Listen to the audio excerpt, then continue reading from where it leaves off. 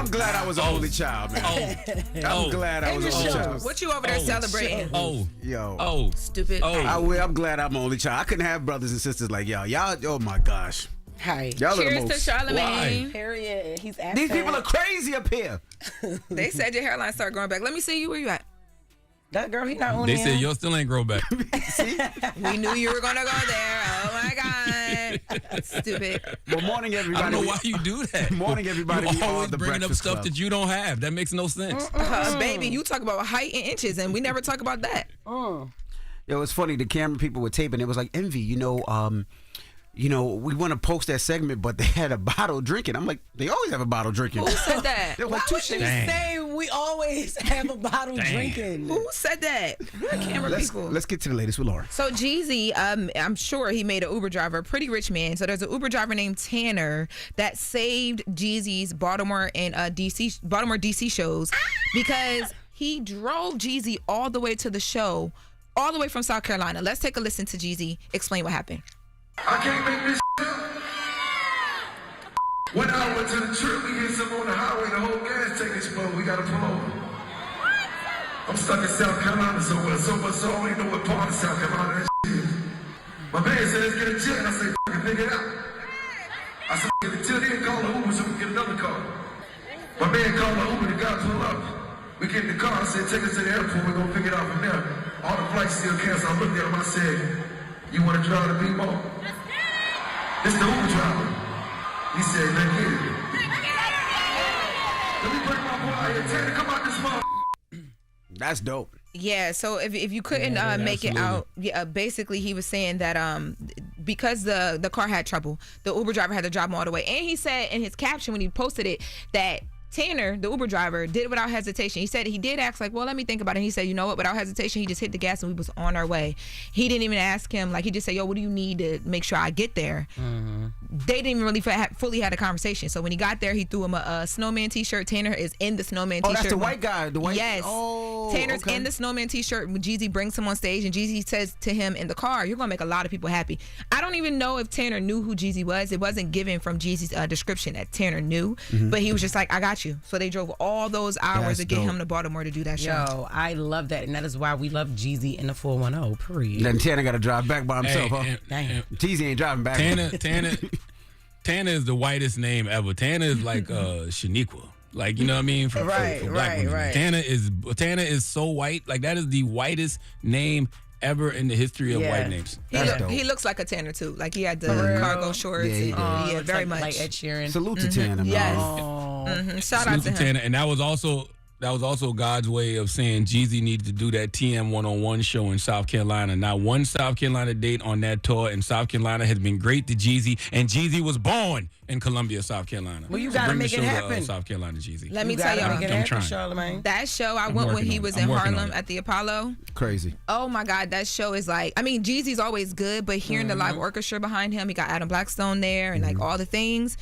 It was a great experience. I loved it from start to finish. Like you don't sit down. It's just hit after hit after hit. I thought it was like a date night situation. Did you go with someone? No, it wasn't a date night. I went with Gozy, my friend Gozy. It was her birthday, so a group of us went. Okay. Super cute. Yeah. What else you got? So it was fire like that? Like you got your edges snatched at that show? Oh baby, the wig was snatched. Or whatever the kids say? Yes, it was. And you dress up. He talked about it here on the Breakfast Club. You in suits, so it's good to see all the people, all the things. So Amy Bradley, we're gonna switch topics. Damn. Who's Amy Bradley? Amy Bradley. Oh my God, so she is a woman. Y'all know you've been watching the show, Jess. Go ahead. Yes. Jess thinks she knows where Amy Bradley is. She's a woman from a Netflix documentary that is really, really popular right now on Netflix. She went missing on a cruise. Okay. There's a 3-episode series on Netflix, and Jess talked about this before on the show. And TMZ did a story yesterday that said, since the popularity of the Netflix special, Amy Bradley's family is keeping hope alive that she'll eventually be found because they're getting thousands of new tips following a renewed public interest of her missing, of her being reported as missing because of the Netflix production. Now, Amy's brother, his name is Bradley. Yeah. He told TMZ that they got several of thousands of tips that from the since the Amy Bradley is Missing debut last month on Netflix, with information flooding in from all corners of the world. Brad told TMZ that they're getting tips from Australia, New Zealand, Scotland, South Africa, and the United Kingdom, among many other places. They said O-Block. They said she possibly was seen in O-Block. Oh my God. Block is in Chicago? Man, shut the hell up. Y'all are lying. Ciao. No. Let's stop here. But they haven't seen a lot of tips come from the Caribbean islands where she disappeared at back in March of 1998 on a cruise to Curacao. Now, how long has this been? Curacao. She It's disappeared. Curacao, not Curacao. Curacao. Oh shoot, I said it wrong. Charlamagne. Jesus Curacao. Christ. Curacao. I always thought that was Curacao. Curacao. It's Wow. Curacao. Man, hush your low IQ ass up. Who?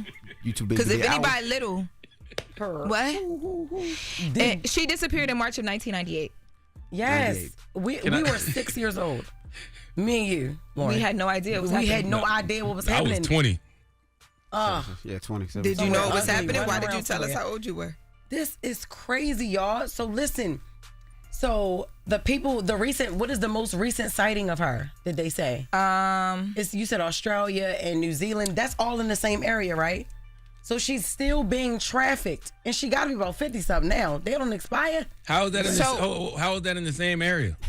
No, I'm saying are Let they 'em go. This is are good, they Charlie. around Let 'em go. This is Australia good. and New Zealand? They not near each other. Well, look, because Barbados. But I thought and she was on a Curacao- Caribbean cruise. She was. but they're saying they didn't get no tips from the area where the cruise was. But she could have moved anywhere by now. It's been all these years. Yes, because she's probably getting resold and sold and sold over again into a different country. I will say, after listening to Jess talk about it, I went and watched the series. I'm only up to episode 2, and I don't believe that she is dead either, and just like her family. Now, Amy's brother says that people have been sending in tons of photos of women that look like Amy, but the family doesn't believe the images they've seen are her. However, there is one man that claimed he purchased sexual services from Amy and described her tattoos. The family is currently trying to contact this man. Now, there's a woman who claimed that she knew of a woman dying in a hammock in Barbados last year and thought that it might be Amy, but the Bradleys, Amy's family, don't believe that it was her either because the ages don't match up. Her brother says that other tipsters have reached out about Amy possibly working at a car wash or being seen in a restaurant, and they're trying to track down everything that they're getting. They're fielding calls, reading emails, but nothing has been concrete so far. So even with, a private investigator, the FBI investigation, all these things, nothing concrete yet. See, these days. Question. Go ahead. No, I was just gonna say, y'all do know Amy would be like 51 years old. I just said that. So when people say She could be alive when at people 51. say they saw Amy, They wouldn't know what she looked like at you've been 51. drinking. You've They been wouldn't know what she do the looked like math. at All I'm 51. simply saying is she's 51 now. Like And you they wouldn't know what she so looked if like. people are saying they saw her, yeah, she don't look the same as she did at 23. Exactly. So that's why I said, does the membership of the sex trafficking expire at them? Like, do they just let her go, or do they kill her? Like, what happens when you grow too old to be a sex worker? And then also living in these times, you have to realize a lot of people do things for clout. So that a lot of that could be lies. Since the documentary dropped out, came out, a lot of people like, oh, I saw her like she gonna look the same as she did on the documentary. She's 51. She's 51. She won't look the same. And New Zealand and Australia is about 3 to 4 hours away. Air flight. So whether she's we have to go, alive or guys. deceased. But that is the latest. Y'all with gotta Loren. watch this doc. Did y'all watch Y'all it? do. Y'all have to. I promise you're gonna be I'm feeling the person that made TMZ watch it. That's why they did what they did. it. Period. right. All right. And you know what? It's the Breakfast Club. Good Family morning. need to call you. Hold up. Every day I wake up. Wake your ass up. The Breakfast Club. Y'all finished or y'all done?